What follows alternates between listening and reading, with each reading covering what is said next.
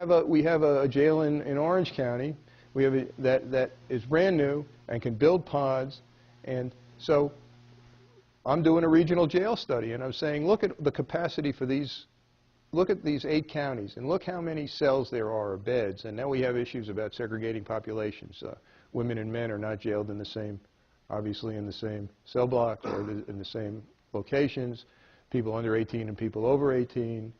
People who are at high risk of suicide are separated. So there are all kinds of internal management issues. But the fundamental point is the law says if you're arrested in Sullivan County, you go to jail in Sullivan County. The sheriff wants you to go to jail in Sullivan County because it's his job to look after you, and his deputies want you jailed there. And so if we could conceive of a way, and in fact, we've even shown that it's not further to take the person to jail from where they're arrested. You know what I mean? The argument is they have to be close so that people can visit them. We have also shown that a lot of people who are arrested in Sullivan County, gee whiz, are not from Sullivan County. They have arrived at Sullivan County and decided to be predatory. So the logic of doing this escapes me. But I have to make the case locally. State law has to be changed. The sheriff said to me, I am charged with the custody of, let's say, Gerald Benjamin. I'm charged with his custody. If I put him in the Orange County jail, how do I know that he's properly being incarcerated, looked after, and his legal rights are being, you know, because I have rights to a certain amount of space, a certain amount of recreation. You know, he said, I can be, something bad happens, I'm liable. Now, and then you can get even for Dutchess County needs new facilities too. Ulster County has brand new facilities. It's almost what we call a natural experiment. The way it has turned out creates an opportunity. Selling that opportunity is a collaborative task. When I go in and talk to the sheriffs, as I have, and I require that they leave their pistols outside. When I go in to talk to them, I keep saying, I'm not trying to eliminate the sheriff's office. I'm not trying to get you to fire all the deputies. Collaborate. I'm not trying to build one enormous jail in Goshen that you all have to use. What I'm trying to do is avoid spending $100 million in Sullivan County and tens of millions of dollars to upgrade the facility in Dutchess County, because that borrowing has to be paid back over 20, 30, 40 years, and people can't afford it. So let's avoid the cost. So that's a practical, you know, maybe I should have just done concrete examples. Another good one is solid waste. Why does every town in our county have a transfer station? We fought the battle of moving the responsibility to the county level. In many states, it's been done regionally. I studied Connecticut in this regard in New Jersey.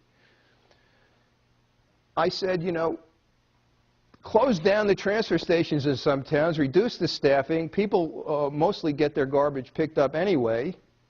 Those people who travel, well, they'll have maybe travel a little further. We'll maintain facilities on a regional 4 or 5 town basis, and we'll reduce costs. And we even have towns that have already invested in this and have facilities that are, you know, clean, well-maintained, well-designed, and so on. Oh, no, people who vote for me want to drive to the landfill on Saturday morning and schmooze it up. There you go. You know, it's a social moment, you know. And I understand. I used to campaign at the landfill. Between the post office and the landfill, that was my whole life. But what you should do is say, you get the jail, and we'll keep the landfill. You send all your... you can trade... The point that I'm making is that we have all kinds of practical solutions. It's a 4-town solution. It's a county-wide solution. It's a multi-county solution. It's people paying for what they get instead of having somebody else pay. Let me give one more example. I'm on a roll. The liability for the tax levy, for the tax assessment, is with the town, because the assessors in New York are town officials. The levy is used by the school district, the county, the village. So if you go into court, you have to hire a lawyer if you're a town government. Nobody else helps you pay for the lawyer. But the work that the assessor does benefits everybody. Why shouldn't the liability be shared if the benefit is shared? Why shouldn't the cost of personnel systems be shared? Then, if you're paying for it like you know you do when you go into the market and something bad happens, you come back and you say, look, I bought this watch here. I'm paying for this civil service system. I'm tired of it taking 8 weeks for you to tell me I can hire somebody. I want it to be done in 1 week. But if you're a charity case, you don't do that. You just sit back and let the county do a half-assed job, pardon me. Well, it seems to me that what you just mentioned, the solutions that you brought up, makes sense, and that's the problem. But I still want to go there. I want to go to the crisis and the visible crisis, if I may. As much as I realize the crisis we are in, and it seems to me that very many towns and local governments do not seem to realize or seem to ignore it for whatever reason. To me, the invisible crisis is a more dangerous one. And the reason I think that you already mentioned the healthcare costs and the pension costs and other commitments that local and state governments enter into that have a long-term liability. What it seems to me that when I look at the local or town annual report, there's very little, if no mention of any long-term liability as the pension liability.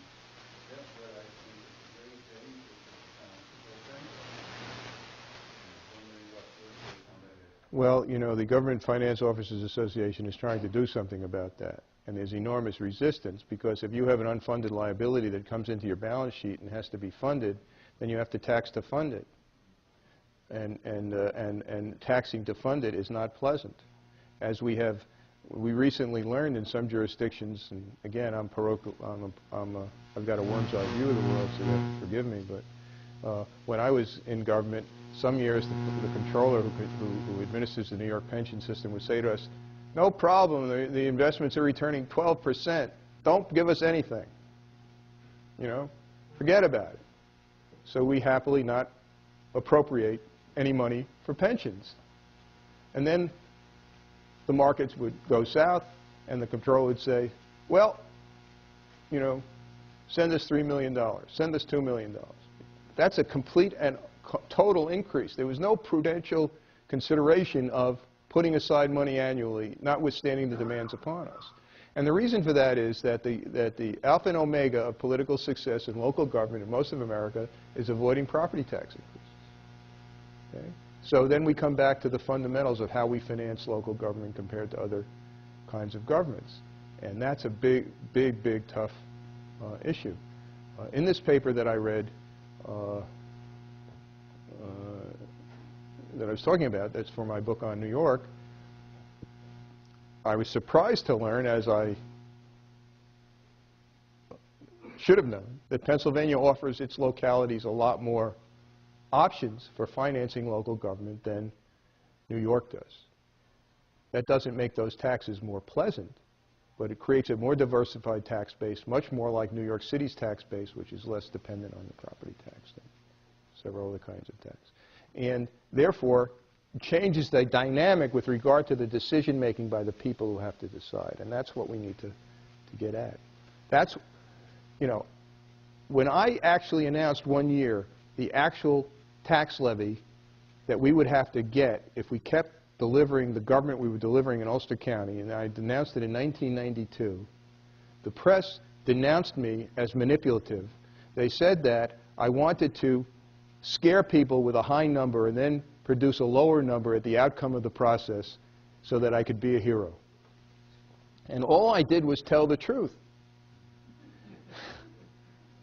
This is, you know, I'm not a paragon of virtue, but I was being virtuous that day. And the fact of the matter is that telling the truth was impossible because the